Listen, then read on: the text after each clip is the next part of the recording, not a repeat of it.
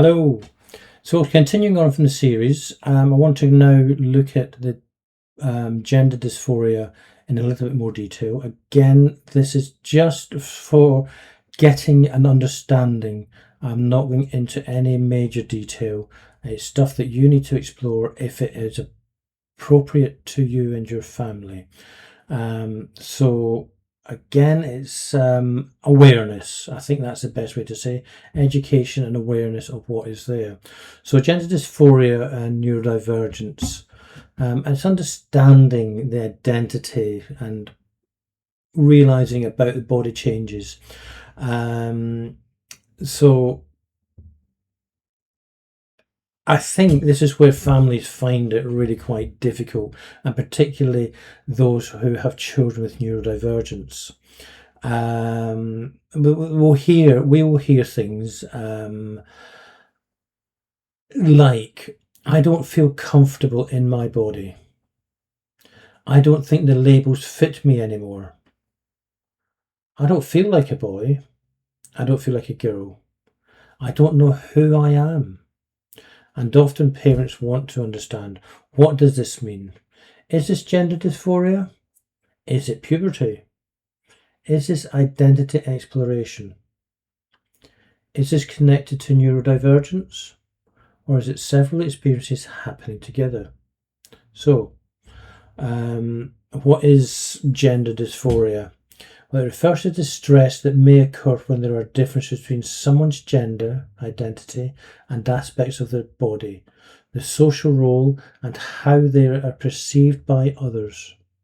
Not everyone who explores gender experiences gender dysphoria, and not everyone who is gender diverse experiences distress. Gender diversity itself is not a mental illness. The distress may relate to puberty changes, secondary sex characteristics, being referred to in ways that feel uncomfortable, the clothing expectations, social rules, or feeling unseen in how others understand them. Many people with lived experience describe this not as my body is wrong, but more as this doesn't feel like me. Or they say this doesn't fit who I feel I am. Huge. So, research increasingly recognizes overlap between neurodivergence and gender diversity. But what we need to be careful of is autism does not mean that you could have gender dysphoria, and gender dysphoria does not mean that you are autistic. So we can't link the two together, but there is a high percentage of individuals who are autistic who do identify as having gender dysphoria. So gender dysphoria does not mean someone is autistic, and neurodivergence should never be used to dismiss someone's experience. Many neurodivergent individuals describe spending years trying to understand who I am. What feels authentic?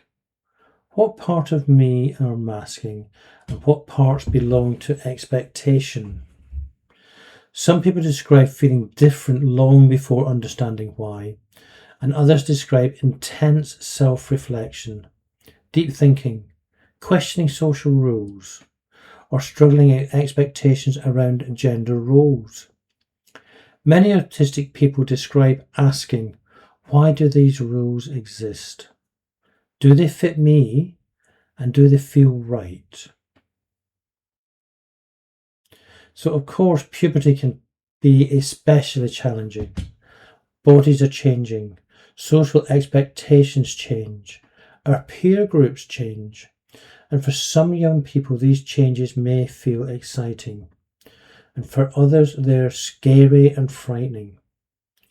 Neurodivergent individuals may also experience sensory discomfort around the clothing, around the way the hair changes, body awareness differences, strong reaction to physical changes, difficulty understanding internal body signals. And a young person saying, I hate this, could mean many things. It might relate to their identity, it might relate to puberty, possibly sensory experiences, or the change in the social expectations. But again, it could be a combination of all of these things. This is why listening is going to matter so much. We need to pick up on what is being said and try and piece together some clues to sort of say, yep, this is the road we're going down, and this is where I need to try and understand, and I need to try and be there for them. So parents often feel pressure to immediately understand, but people with lived experience describe wanting something much simpler. They wanted curiosity, not correction. Questions that may help include, what feels uncomfortable?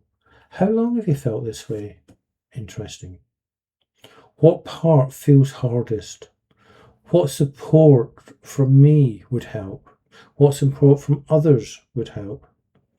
So we want to try and avoid moving straight into, I need to fix this, dads. Reassuring or deciding. Instead, create the space. We've said it before, a space to talk, question and explore. Because the understanding for us will develop over time. So, gender dysphoria can look like body dysmorphic disorder or dysmorphia. They look very similar from the outside, but both may involve body distress, avoiding mirrors, discomfort with appearance, or difficulty during puberty. But they are different experiences. Gender dysphoria is usually linked to identity and body incongruence. Body dysmorphia focuses on perceived appearance flaws. Understanding the difference is important. So, if your child, teenager, even you are exploring questions around identity, gender, or body experiences, remember this. You don't need all the answers today. You don't need to rush, and you do not need to choose between listening and learning. Sometimes the most supportive thing we can say is, I'm here. Help me understand. Tell me what this feels like for you. These are the things that are going to open the doors for you.